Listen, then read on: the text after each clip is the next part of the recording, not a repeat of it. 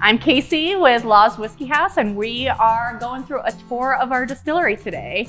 So we're gonna start right here at our lovely little chalkboard that really just kind of walks you through our entire process so you can get a handle on things, and then we'll go see everything live in 3D. Really starts off with all our grains. We get all our grains delivered from our 2 Colorado family farms. We store all the grains on site here, and then we also mill all our grains on site. So we use a 1,000-gallon cooker, so we cook everything in this 1,000-gallon cooker.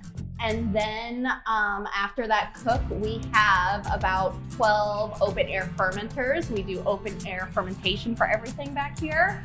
And then 2 distillations. So we do our first distillation, our stripping run, through our 2,000-gallon still.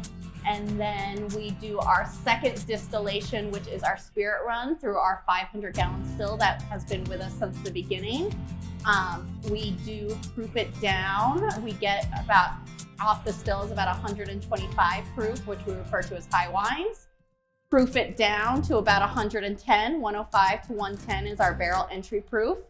Age it for at least 3 years. And then we're gonna blend about 100 barrels together to get one of our flagship products that you guys get to drink. So, and then this is you, yay, happy, drinking our whiskey at the end. We were very happy after that tasting earlier, so that's, yes. Yeah, but good. That's just kind of a quick overview of everything, but you want to go back and see Absolutely. How it all works? There's a yep, there's gargoyle hanging out. Oh, yeah. We'll start in the back where the process starts. So everything we do starts with the high quality grains that we source from small local family farms, just 2 farms that grow our corn. That's the Whiskey Sisters out in Burlington. And our wheat, our rye, and our barley are grown and malted for us by the Cody family farm at Colorado Malting Company. So we have 6 silos out here. We make a 4-grain bourbon, so we always have some corn, some rye, some wheat, some barley. And then we have different malted grains for whatever we may be making. But our system's set up so that we can type in the recipe that we're making, and it's going to call that grain, that mash bill, into the day bin that we see up here. It's the aluminum silo. This kind of gives you a good scale of what we used to be, because this used to be our grain silo. Wow. We had 3 of these inside here. Okay. And now it's just used to hold the grain for 1 batch. So you guys then actually have applied some automation to help call those in here? Yeah, it's set up really nicely. We're not hand dumping any grain here, so we can type in what we're making, and this sits on load cell, so it calls the proper amount of each grain for us. That's cool. We are going to pass it through our hammer mill here. The hammer mill is going to grind that grain up, not quite as fine as, say, flour, but a little more coarse like cornmeal. So once that grain is ground in the mill, it's going to be conveyed through our chain and disc system. So that grain drops down, chain's moving along, and carries the grain up into our grain cooker. This is a 1,000-gallon mash kettle. We make a 4-grain bourbon, so we cook the grain in a certain way to both achieve what we want to achieve, which is converting that starch into sugar, but also maximize the flavor of each grain. So with a 4-grain bourbon cook, it takes us about 4.5 hours, 5 hours for 1 cook. We're adding grains at different temperatures, resting there, knocking down. When all said and done, and we've converted all that starch into sugar, we'll knock the temperature down, add our yeast, and transfer it over to our fermentation vessels. Everything here is hard piped, so there's no hooking up hoses. Right. It's built in a very thoughtful way that one distiller can actually run all operations at once. Okay. Does that ever happen? Yeah, all the time. All the time? Today. Yeah. Sam is working alone today. Yeah. For those of you who are not here, have never been to the distillery, it smells wonderful. It smells like bread. Yeah. Like baking bread. It's awesome. Once that mash is transferred over, the yeast is added. We do traditional open air fermentation. So just like they do in Kentucky, our ferments are open to everything that we have in our environment. So that's another factor of Colorado terroir. It's the native yeast and bacteria that live in this facility can come in contact with the ferment, and that's going to create nuanced flavors. So after that 3 days, that yeast has consumed all that sugar, produced alcohol. You can see it bubbling away here. It's also producing CO2 as a byproduct. And these are cooled down to keep them in their happy range. And what range typically is that for this particular? Yeast is most comfortable at about 85 degrees, so we try to keep them at that comfort range. We have a cooling jacket on one side of each of these fermenters. So as they heat up by themselves, because as they're producing alcohol, they do heat up, those cooling jackets will kick on, cool the ferment back down to right around that 85 degrees. So, and you guys you guys are not using the same yeast for every product, correct? Or are you? We do use the same yeast for every product. Yeah, it's an American whiskey yeast. We put it through some tough conditions, so it's something that can tolerate big temperature swings, big pH swings, a high initial gravity, so a high sugar content starting out, and it can comfortably work through that and produce about a 9% ABV finished product. This is the stage where you're making beer, right? That's what they refer to as? Yeah, I would say it's a poorly made sour beer. Because it's open air fermentation, we are inviting some native yeast and bacteria into it, so it gets pretty sour. Right. If you want, you can taste it if you want. So this is towards the end of fermentation. This is going to go into the stills tomorrow. So it is a little boozy, but it's quite sour, right? Yeah, I mean, that's more sour than any sour ale I've ever had. That's interesting. If I had a fresh batch for you, initially it's very sweet. It's almost like oatmeal-like. Oh, wow. So after fermentation, we'll transfer that fermented mash over to our first distillation. This is our stripping still. This is a 2,000-gallon stripping still made by Ben Dome in Louisville, Kentucky. So on a stripping run, we're just trying to strip out all the alcohol, right? We're not making any cuts. So we kick this thing on full blast, and it can strip out 2,000 gallons of that wash in about 5 hours. Now this is one of the bigger stills I've seen in terms of its size. And this is certainly one of the biggest pot stills in Colorado for sure. So when you heat it up, the alcohol is a lower boiling point than water does, so it's gonna start to evaporate. That alcohol is going to carry up through the column, down the lin arm, and into the condenser. The condenser is going to have cold water flowing on one side, and that hot alcohol vapor on the inside is going to be recondensed into a liquid. And then it travels down into one of our receiving tanks down here. So 5 hours, we're stripping out 2,000 gallons. We're going to collect about 550 gallons of low wines. Low wines being kind of the unrefined collection of alcohol that we produce during fermentation. We're going to transfer those over to our finishing still. This is an all copper column pot still combo. We do have some plates in the column, but we are not refining our product as you would vodka. We run all our plates open because we're looking to make a big flavorful whiskey. This distillation, the final distillation, is going to be done very slowly.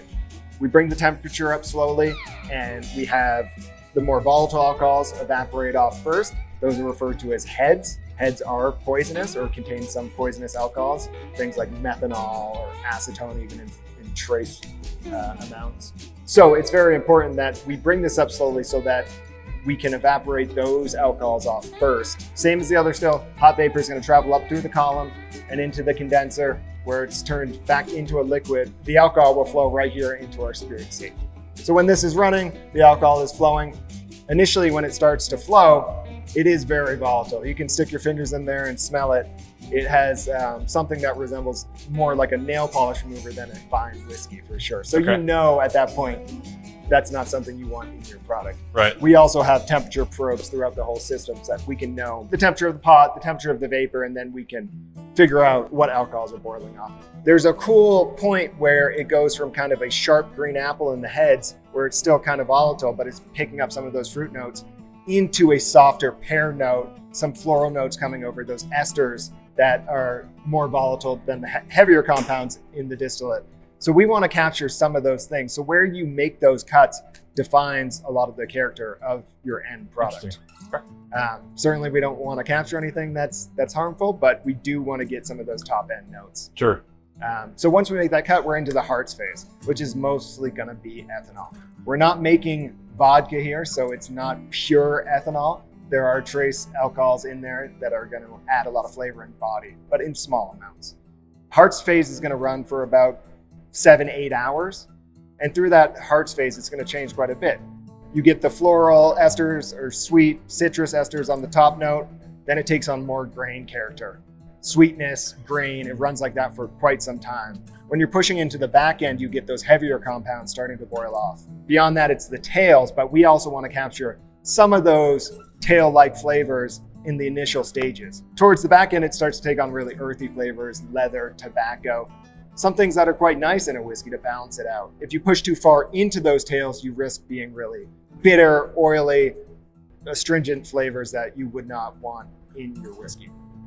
As I understand, some distilleries will often recycle those tails back into the product in different stages. Do you guys do that at all, or do you guys No, we're making a collection for the heads and tails, and we have a program with the local wastewater facility that they actually take that product from us and reuse it in their wastewater treatment facility. So after, let's say 10 hours on average of a spirit run, we're sitting with about 225 gallons of high wines at about 130 proof. That's the good stuff. That's the white lightning. We can taste some of that too. So, yeah. Sweet. And Sam mentioned this is our original still, this 500-gallon still that's been with us since the beginning. I mean, when I first started too, we were in the same building, but it was a much smaller production footprint. So we had this one 500-gallon still, one 500-gallon cooker, and 4 500-gallon fermenters. Originally, we were doing both our stripping and spirit runs through this one still. So we actually had to do 4 stripping runs total before we had enough for one spirit run. So with the addition of this 2,000-gallon still has really allowed us to do a strip and a spirit essentially every day, and really kind of bump up production in that way too. So once we've collected our 225 gallons or so of high wines, we are going to proof it down to barreling strength, and we do that by adding Eldorado spring waters. Once we proof it down, we'll take this familiar device. I'm sure you've worked one of these before, and we'll fill our barrels. And we're using all independent stave barrels, 53-gallon barrels. They're out of Missouri and out of Kentucky. It's the largest cooperage in the country. So we use a Cooper Select barrel, so our staves are aged for 18 months before they construct the barrel. And then there's a char number 3. You're right about one thing. I've used one of those before, but I've never filled a tank that's that big. So looking forward to the day someday, right? It's nice. You can kind of set it and forget it. So it'll click off, and we're not going to have a bunch of bourbon whiskey spilling all over the floor. Just don't light your cigarette, right? Oh, no smoking. That rule still applies. Once we're filling barrels over here, we're going to load the trucks and ship them out to our rick houses, and our head blender is going to really watch over them from there. And does your head blender's name is James? Yes. Does he do all his operations out of the rick house then, in terms of what he's doing there? Yeah, for the most part. I mean, it's very cooperative. He comes over here, he'll work with us, and when he's putting batches together, he'll involves us in that process. So he brings us the batches, a couple versions of them before putting them out, so that we can taste, give him tasting notes, and maybe he goes back and makes a change. Maybe we just prefer one over the other, and we'll always taste those next to the most recently released batch of whiskey. That just goes and ages, and for 4 to. And then pretty soon it ends up in that tasting room, that awesome new tasting room you guys are going to have actually over here, right? I look forward to that. Yeah, so, maybe we'll take a sneak peek. Yeah, all right. Yeah. Well, stay tuned, guys. Thanks for hanging out with us today. And we look forward to seeing you guys down here at the new tasting room and tasting that new Headwaters series. So take care.